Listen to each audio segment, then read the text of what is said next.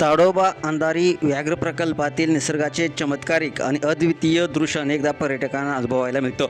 येथे वाघ मंदिराला प्रदक्षिणा घालताना दिसतात, तर आता एक अस्वल चक्क हनुमानाच्या मंदिरामध्ये जाऊन घंटा वाजवताना दिसलंय.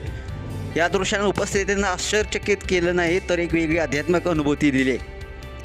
देवाडा परिक्षेत्रात असलेल्या या हनुमान मंदिरामध्ये हनुमानाची एक छोटी मूर्ती समोर एक घंटा लावलेली आहे. कदाचित या मंदिरात माणसांची वर्दळ कमी असते, पण निसर्गाच्या या अनोख्या भक्ताला मात्र हनुमानासमोर नतमस्तक होण्याचा मोह आवरला नाही.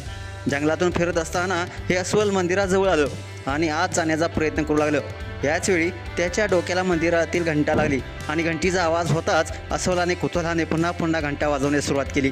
या अद्भुत घटनेने उपस्थित पर्यटक देखील आणि वन अधिकारी देखील अचंबित झाले. जणू काही अस्वलाने श्रद्धेने हनुमानाची आराधनाच केली. निसर्गाच्या या चमत्कारिक लीला पाहून मन भारावून गेलं. जेव्हा अस्वल निघालं तेव्हा पुन्हा हनुमानासमोर नतमस्तक होऊनच बाहेर पडलं. ही घटना जणू काही आपल्या जीवनाला एक संदेश देणारे.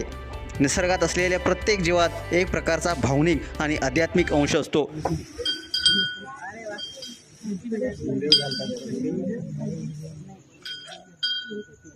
स्थानिक आणि वन विभागाच्या कर्मचाऱ्यांच्या मते बऱ्याच वेळा अस्वल शेंदुराच्या वासाने आकर्षित होतात. मात्र हे अस्वल तिथे केवळ शेंदूर खाण्यासाठी थांबलं नव्हतं. तेथील वातावरणाने, घंटेच्या नादाने आणि कदाचित हनुमानाच्या प्रतिमेने त्याला एक वेगळा आध्यात्मिक स्पर्श दिला असावा. ही घटना आपल्याला शिकवण देते की श्रद्धा आणि आध्यात्मिकता केवळ माणसापुरतीच मर्यादित नाही. कधीकधी निसर्गातील प्राणी देखील त्या दिव्य शक्तीला अनुभवत असतात.